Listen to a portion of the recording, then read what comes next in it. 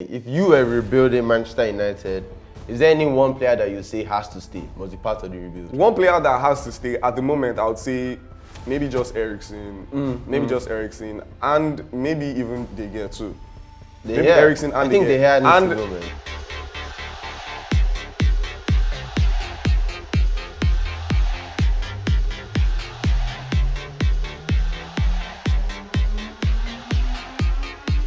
Make it clap,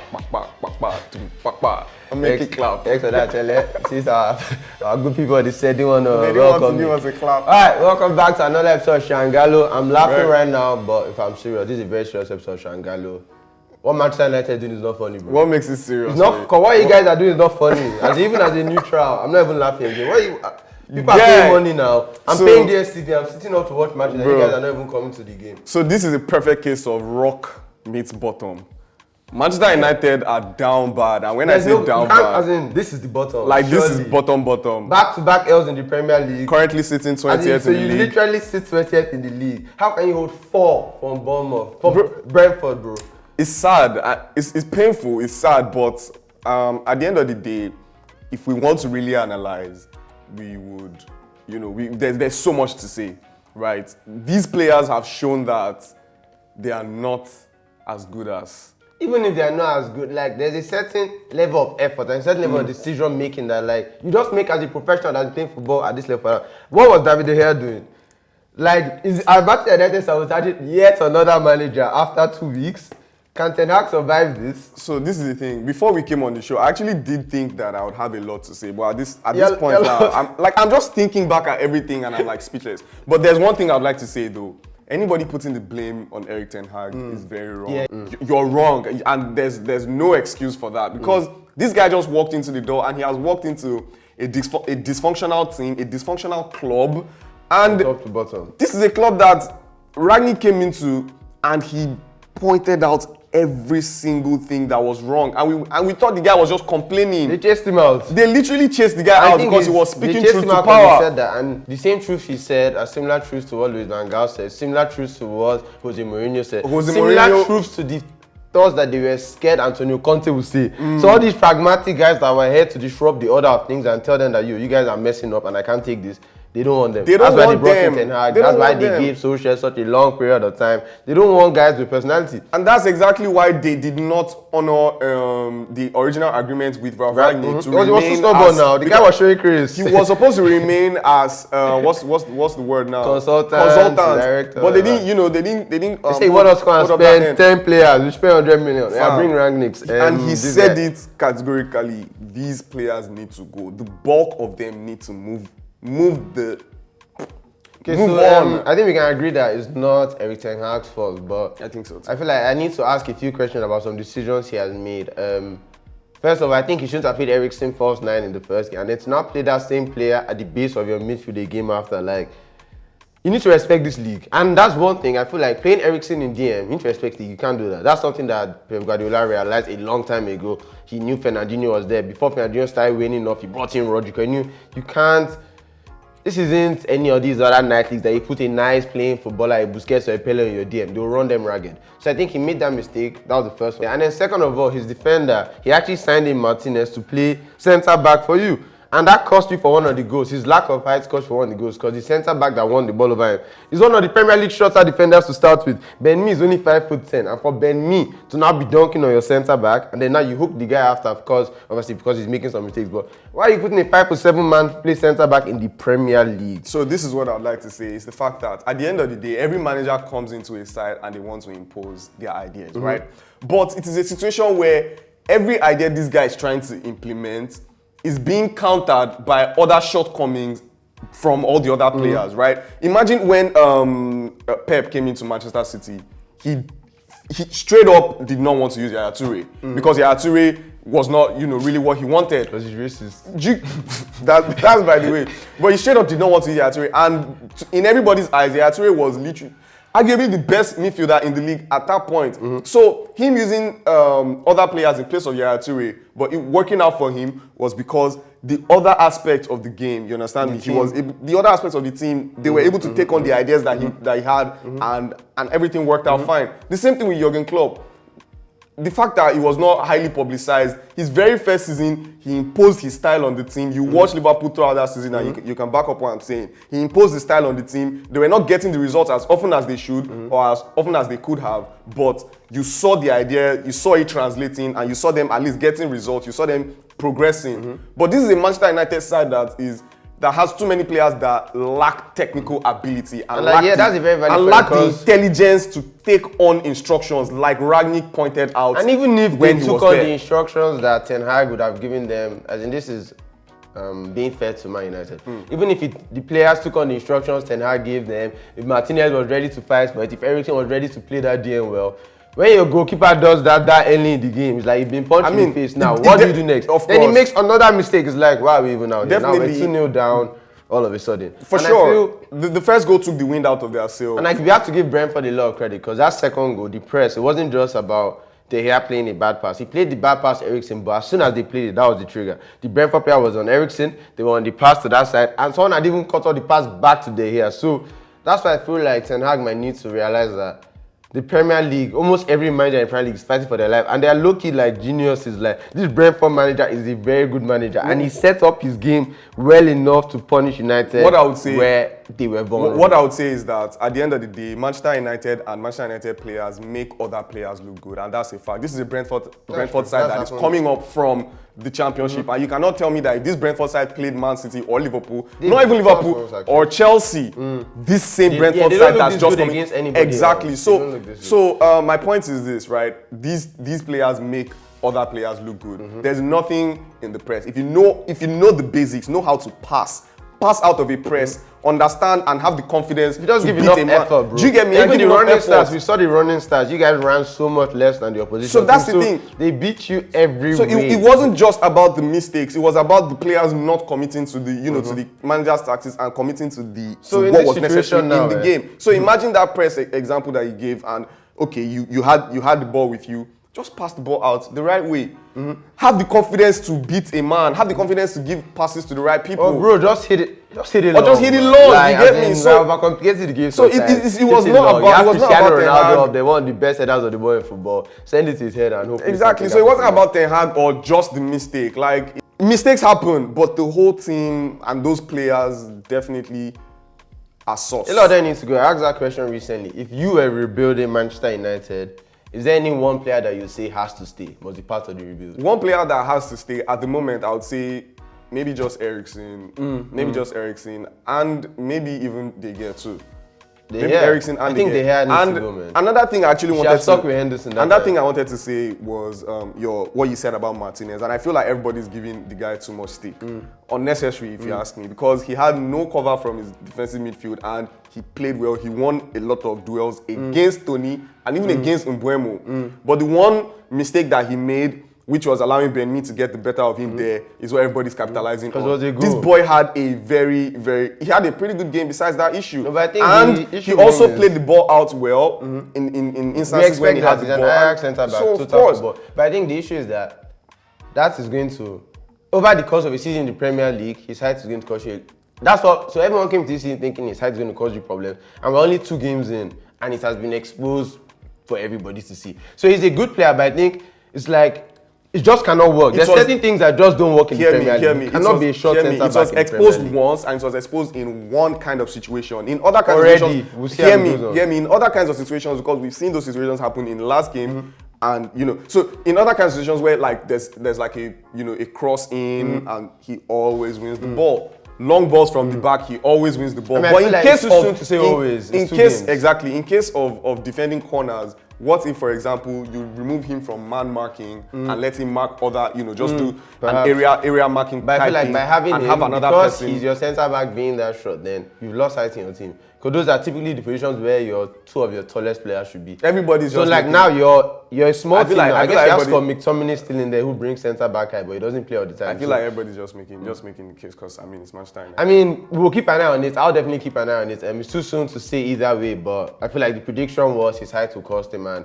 it has started to cost him already. But moving on from the United game, the Premier League was lit this weekend. Yeah, definitely. I think we should, before we get to the main event, it was literally like a main event because it was there was a lot. So yeah, remaining on the undercard, we saw Arsenal Arsenal look very good, man. Yeah, Arsenal looked very good, and they were playing against the Leicester City side that we said at before the game that could potentially do something. They might. I said actually that they might not do as well as people would expect because of the lack of signings. But then there's still time. Let's see what happens. But it was an Arsenal side that knew what they wanted to do. I think that speaks volumes. Because it was unanimous. 3 of us on this set said Arsenal will win that match. Yes. And that's how it's Leicester. This season it's Nottingham Forest. Like, how can we all say Arsenal win? And they went out there and they were the better side convincingly.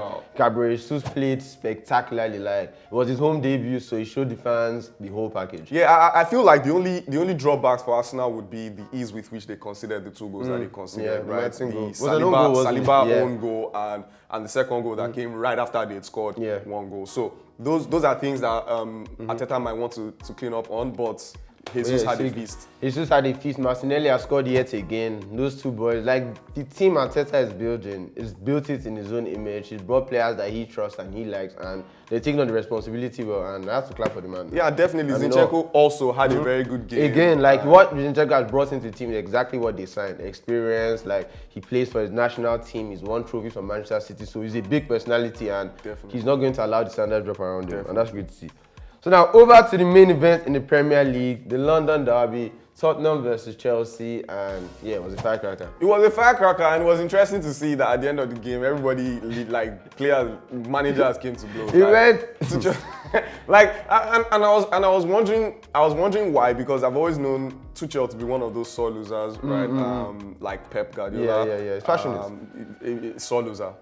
So, like you got 1 point and you're still complaining. Yeah, but he felt hard done by the 1 point. I guess he felt his team was the better team and should have gotten more from it, but that's not Antonio Conte's business. And if there's one manager that if you take the smoke to, he's going to bring the smoke right back in Antonio Conte. Yeah, it's definitely difficult to disagree with the fact that his team was hard done by, because they did play better over the course of 96 odd minutes. And yeah, you would have expected that they would have won that game with the way they played. But still on that game, it's impressive to see that everyone thought that this season Chelsea's strong points were their defenders, and 2 defenders scored, 1 defender got an assist. Koulibaly, his first goal for the club. Big goal. Yeah, definitely big goal, and it does so much for his confidence. But he was sauce in conceding one of the Tottenham Hotspur's goals. So I guess he's getting used to the Premier League. Defending here is not that easy. Yeah, exactly. It is not a walk in the park. You can be banging in goals, but Premier League forwards will still on that game. Harry Kane has scored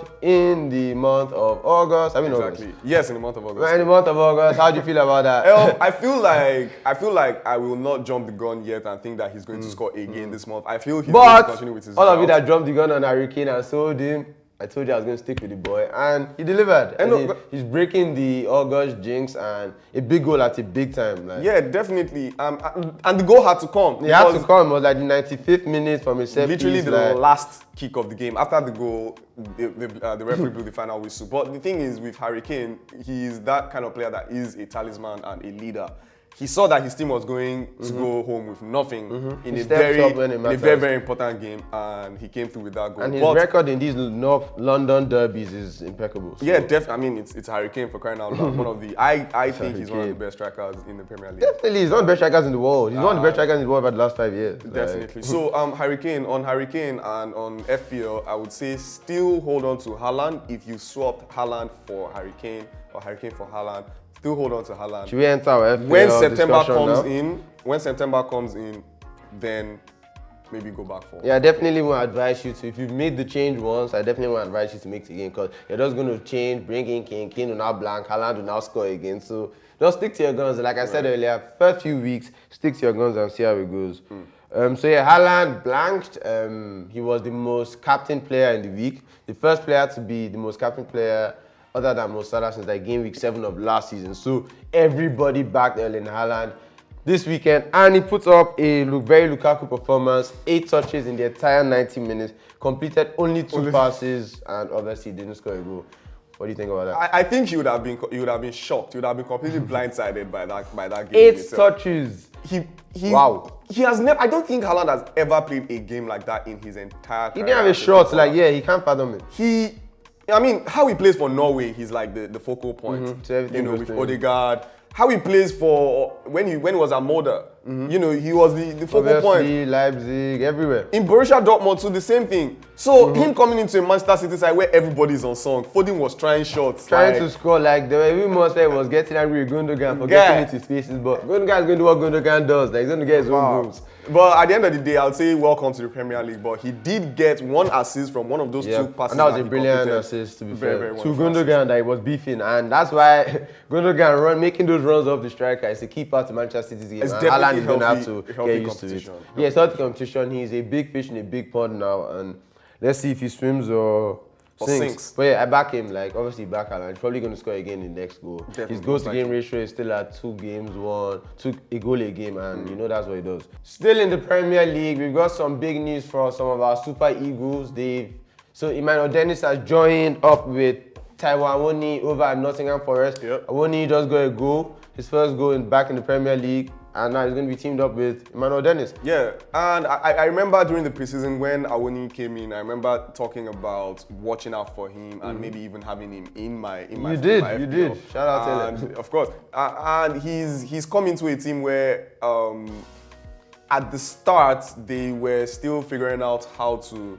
Well, it's still the start, but it took them one game to warm up to him. And when he played in this second game, he didn't start the first game. He came on for like 20 minutes, and he was quite bright in the first game. And then this second game now, he used for and they used him as an out-and-out 9, which he is, and delivered. He did really That well. was great to see. It's great to see Dennis getting his move back to the Premier League. His 10 goals and 6 assists were actually quite a lot. Like, he was up there with he outscored quite a few players that you wouldn't expect. And picked up 6 assists, and that was enough for him to secure a move back to the Premier League from Watford, who got relegated. And that's great to see. He's a proven goal scorer at this level. Yeah, definitely one of the brightest sparks for Watford last season. The brightest spark for Watford last season, to be honest. The brightest spark for Watford last season. And Dennis will definitely add more creativity to that Watford side, to that Nottingham Forest side. But I think that he needs to improve one aspect of his game, and that's his selfishness. He's a player that thinks first about himself before the team, and we saw that with the Super Eagles. We saw that with Watford as well.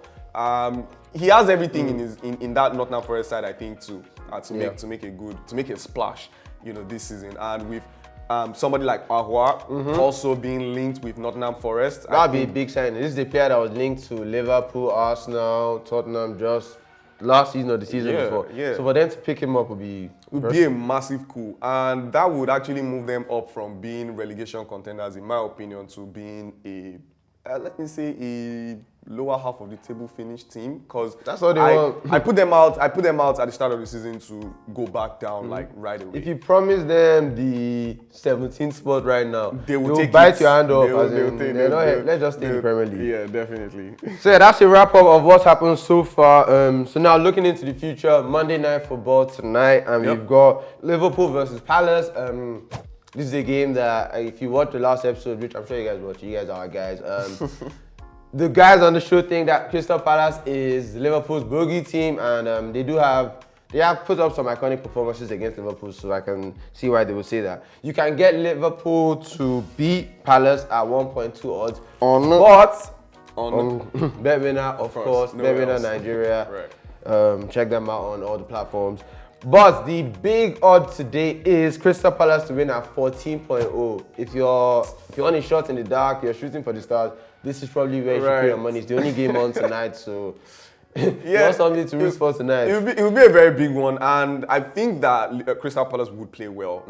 It will not be a walk in the park for Liverpool, and that's for sure, because Liverpool has shown that they need some time to get up to speed this season, at least. The first game, they did not play. They were not a swashbuckling side like they were last season. This is a Crystal Palace side that does play good football.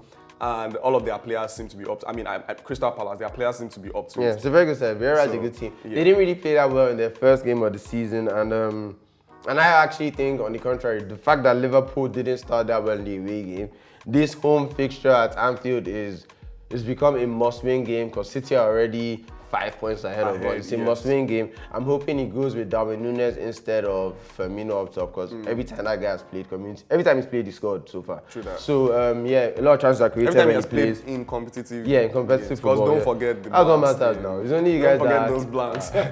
you guys that like preseason. Those scary blanks. You like preseason. You want to forget what's happening in the season. But yeah, so I'm back in Liverpool to get the job done. I think it'll be a convincing win. It has to be a convincing win, or there's serious problems, and we'll have a serious conversation on this set next week. Yeah, definitely. Thanks for rocking with us once more.